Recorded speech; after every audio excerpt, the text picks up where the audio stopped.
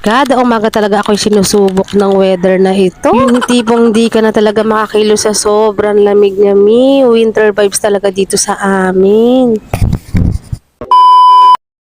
Good morning sa inyong lahat. Kamusta kayo? Good morning, happy Wednesday. O diba, napakalamig pa rin po dito sa amin. Sobrang ginaw at parang winter. Dahil may kettle na tayo, ayan, for the kape na ang nanay. Napakaganda talaga tumama dito at mag-upo-upo at nakakatamad siya. Kape is life. Kaway-kaway sa mga nanay na kape is life na katulad ko. Lalo-lalo ngayong malamig.